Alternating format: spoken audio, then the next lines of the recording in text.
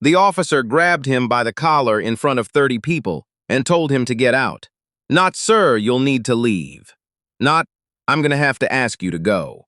He grabbed him, fingers twisted into the lapel of a suit that cost more than the officer made in a month, and said, loud enough for the whole lobby to hear, "People like you don't belong in places like this." That was a Tuesday morning in Harlow, Ohio. By Thursday afternoon, the officer's badge was sitting on his supervisor's desk, and the supervisor's career wasn't far behind it. But let's go back to the beginning. Before the grab, before the lobby went silent, before the name Elijah Drummond meant anything to the people of Harlow at all. Elijah Drummond had driven 4 hours from Columbus that morning, which meant he'd been on the road since 5 a.m. He hadn't slept well. He never slept well the night before these visits. He stopped once for gas outside of Zanesville, bought a black coffee and a pack of peanut butter crackers, and sat in the parking lot for a few minutes just looking at the gray sky through the windshield. Then he got back on the road.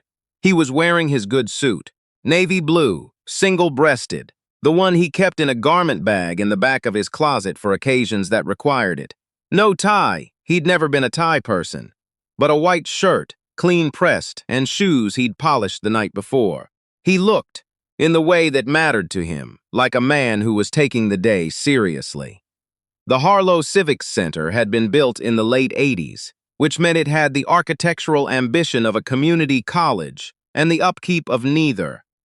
The parking lot was cracked down the middle. The fountain near the entrance had been drained at some point and never refilled, so it was just a concrete bowl with a few dead leaves in the bottom.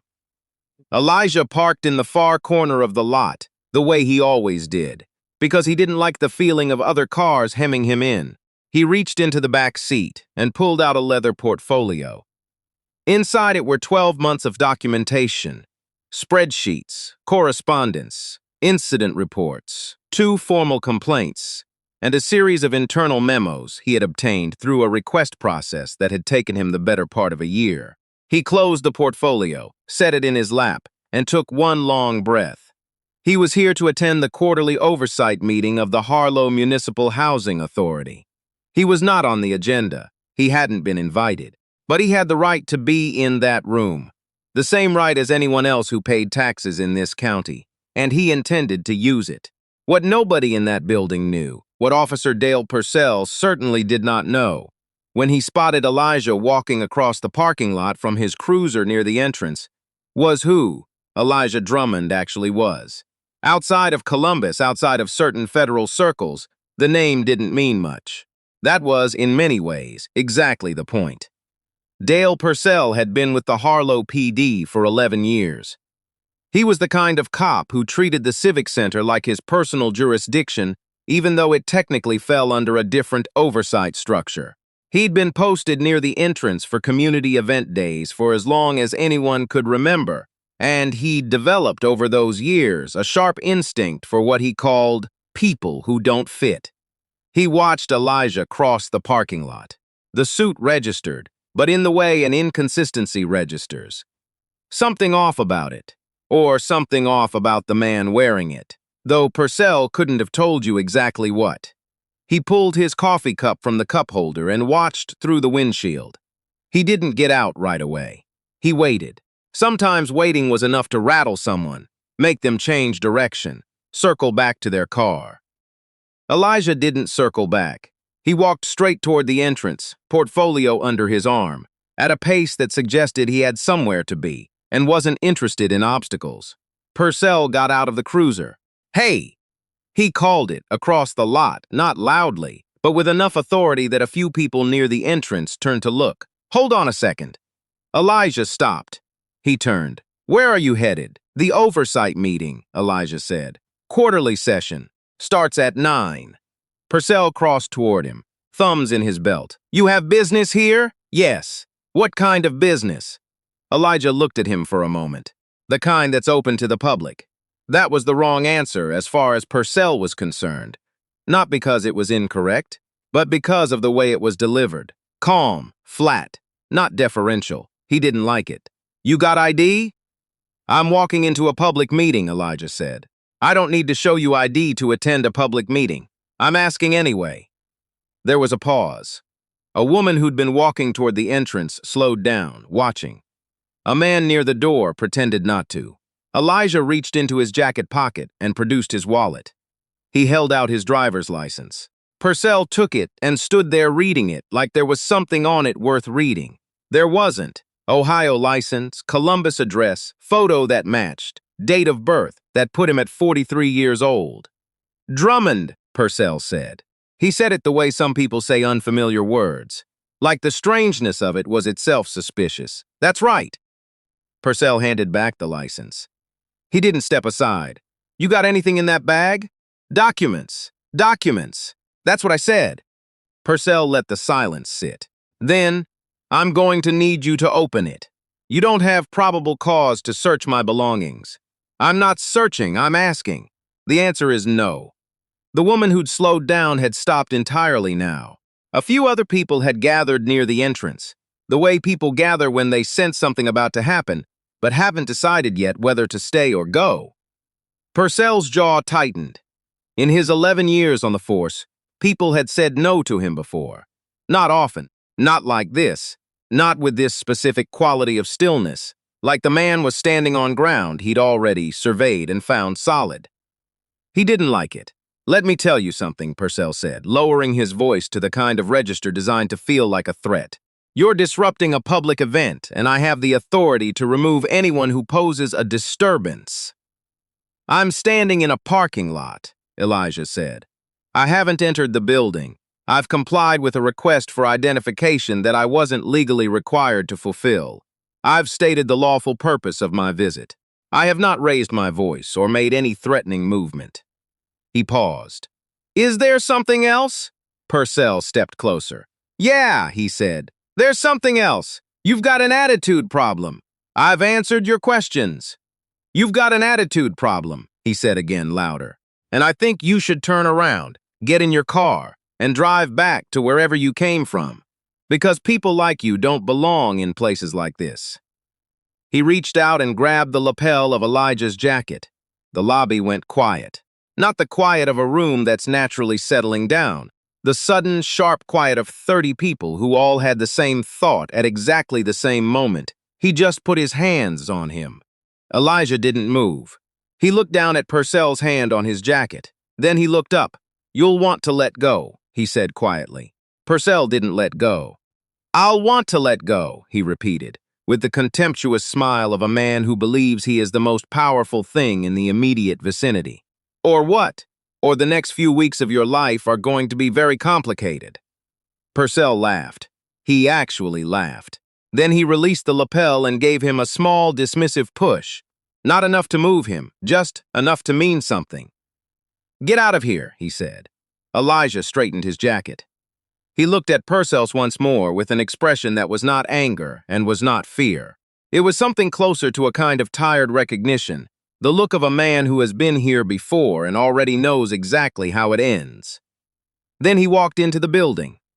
What Purcell did not know about Elijah Drummond could fill the portfolio Elijah was carrying. He did not know that Elijah had spent 15 years as a federal housing compliance investigator. First for HUD's Office of Fair Housing and Equal Opportunity, then as a senior analyst, then in a specialized role that most people in the building wouldn't have recognized the title of. He did not know that Elijah had been directly involved in 12 federal actions against municipal housing authorities across the Midwest, 3 of which had resulted in consent decrees, and 2 of which had ended in criminal referrals. He did not know that the documentation in that leather portfolio contained, among other things, a preliminary findings report that Elijah had spent the last 14 months compiling on the Harlow Municipal Housing Authority specifically. A report that documented a pattern of discriminatory placement decisions affecting over 200 families, and that was currently in the review stage before being transmitted to the Department of Justice. He did not know that Elijah had driven 4 hours from Columbus because he'd wanted to see, with his own eyes, the people who ran this authority. Not to confront them, not yet, just to see. He did not know any of this. He went back to his cruiser and finished his coffee. The quarterly oversight meeting of the Harlow Municipal Housing Authority was attended by a board of 2 administrative staff members, a city councilwoman named Patricia Baines, and approximately 40 members of the public, most of whom were there to complain about maintenance backlogs. Elijah sat in the third row. He didn't speak during the public comment period. He took notes in a small notebook with a mechanical pencil, the way he always did. Shorthand abbreviations, timestamps, the occasional asterisk. The board chair, a man named Gerald Whitfield, who'd held the position for 9 years, glanced at him twice during the meeting without appearing to register anything in particular. He was leaving. That was the thing nobody in the room understood yet. Gerald Whitfield was leaving. Not voluntarily, not gracefully, not on his own timeline. After the meeting ended, Elijah stood in the hallway outside the chamber and made 2 phone calls. The first was to his supervisor in Columbus. The second was to an attorney he worked with occasionally at the Civil Rights Division. Both calls lasted less than 5 minutes. Both were direct and factual. By the time he walked back through the lobby and out toward the parking lot, a complaint had been formally initiated. It was 11:47 in the morning. He passed within 15 feet of Purcell's cruiser on his way out. He didn't look at it. The formal complaint about Officer Dale Purcell was filed that afternoon through 3 separate channels: the Harlow PD's Internal Affairs Division, the Ohio Civil Rights Commission, and this was the part that would later cause considerable trouble for the city: the Department of Justice's Office of Community-Oriented Policing Services, which had been quietly monitoring Harlow PD for an unrelated matter for the better part of 2 years. The parking lot incident had been witnessed by, at last count, 11 people. 7 of them provided written statements within 48 hours. One of them had recorded approximately 90 seconds of video on her phone, beginning from the moment Purcell grabbed Elijah's jacket. The video was clear. The audio was clear. The statement Purcell had made, "People like you don't belong in places like this," was clearly audible. By Wednesday morning, the video had been shared with the local paper, which ran a piece that afternoon. By Wednesday evening, a regional news affiliate had picked it up. By Thursday, it had left the region entirely. Purcell gave a statement to his department on Wednesday. He said the individual had been behaving suspiciously, that he had requested identification in accordance with his duties, and that he denied making any threatening physical contact. His union representative was present for the statement. His sergeant, a man named Aldrich Foote, sat across the table with the expression of someone who has seen the next 10 minutes, coming from a great distance, and is not looking forward to them. Aldrich had seen the video. There is a specific kind of silence that falls over a police station when something has gone irreversibly wrong. It is not the silence of an ordinary slow morning. It is the silence of people who are being very careful about what they say and where they say it, because they understand, in some instinctive way, that the walls of the building have changed status, from background to witness. That silence settled over the Harlow PD on Thursday at approximately 2 in the afternoon, when 4 vehicles pulled into the parking lot out front. 2 were unmarked sedans, dark-colored with federal plates. 1 was a black SUV. The 4th was a white van with the seal of the Ohio Attorney General's office on the side. The officer at the front desk saw them through the window. She didn't say anything for a moment. Then she picked up the phone and called Aldrich Foote. "Sergeant," she said, "you're going to want to come up front." Aldrich already knew. He'd been expecting this call since Wednesday morning, the way you expect a storm you've been watching build on the horizon for 2 days. He set down his coffee, straightened his collar, and walked to the front of the building. By the time he got there, the first of the federal agents was already coming through the door. What happened next was not dramatic in the way that people, watching from outside, might have expected.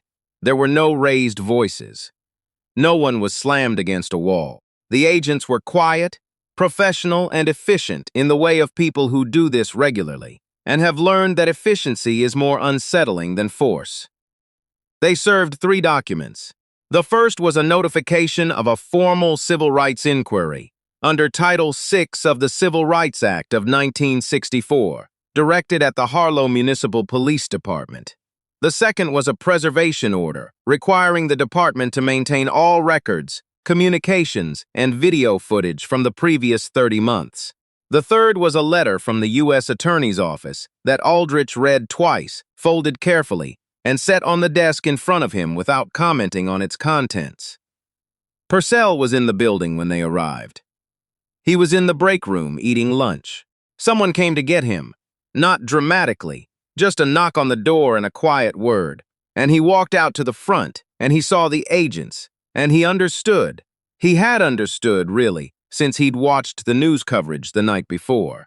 But there is a difference between understanding a thing in the abstract and standing 3 feet away from it. His sandwich was still in his hand. He set it down on the front desk counter, and then he seemed to realize that was a strange thing to do, and he picked it up again.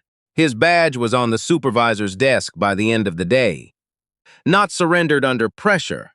Suspended pending investigation, which amounts to the same thing in practical terms. Aldrich Foote, who had allowed Purcell to file his denial statement without adequately noting the video evidence, was placed on administrative review. The union representative who had coached Purcell through the statement was the subject of a separate inquiry. Gerald Whitfield, the Housing Authority Board chair, resigned 2 weeks later, before the DOJ findings were formally transmitted. The letter of resignation cited personal reasons. It was 3 sentences long. The piece in the Columbus Dispatch ran a week after the incident. It was long, careful, and reported. Elijah had declined to be interviewed on the record. But the reporter had done enough background that the story held up without him.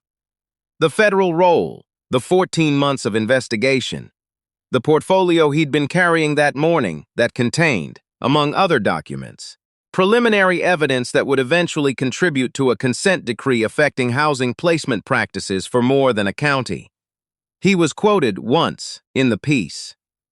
4 words which he'd offered in response to the reporter's question about whether he had anything to say to Officer Purcell. I don't, really. There's a diner 3 blocks from the Harlow Civic Center that Elijah had stopped at after the meeting before driving back to Columbus. He ordered coffee and eggs. He sat by the window and read through his notes from the morning session. At the table next to him, 2 older men were talking about the Housing Authority meeting. Complaining, mostly, maintenance requests that had gone unanswered, an elevator in one of the buildings that had been out of service for 4 months. Neither of them had been at the meeting. They were going off what someone had told them. Elijah listened without appearing to listen. He made a small note in the margin of his notebook. He ate his eggs. The waitress refilled his coffee without being asked, which was the kind of small gesture that stays with you for no particular reason on an otherwise hard day. He left a good tip. He picked up the portfolio. He walked out into the gray Ohio morning and found his car in the lot and sat in it for a minute before starting the engine. 4 hours back to Columbus. He'd be home by dinner. He thought about the men in the diner. The elevator out for 4 months. The maintenance requests going nowhere. He thought about the 200 families in the files he was carrying. He started the car. The last time anyone in Harlow saw Purcell in uniform was the morning they suspended him. He'd walked out of the building into the parking lot, and a few of the officers who were coming in for the afternoon shift had been there, and nobody had said anything. Not to him, not about him, just the kind of collective silence that serves as its own verdict. Someone had taken a photo from across the street. It circulated on local social media for a while. Purcell walking to his personal car, out of uniform now, carrying a cardboard box with a few things from his desk. Head down, no one walking with him. The irony that people kept returning to, in the comment sections, and the diner conversations, and the letters to the editor, over the following weeks, was the specific nature of what Purcell had said. People like you don't belong in places like this. Because the thing was, and this was the part that seemed to matter to people in a way that went beyond the incident itself. Elijah Drummond had been in rooms like that civic center his entire career. He had been in rooms far more consequential than that one. He had sat across tables from housing secretaries and city attorneys and federal judges. He had quietly and without any announcement changed the material conditions of people's lives in ways that most of those people would never know and he would never claim. He belonged there more than almost anyone. The question isn't only what Dale Purcell saw when he looked across that parking lot. The question is what it costs, what it has always cost, when that kind of judgment gets to carry a badge.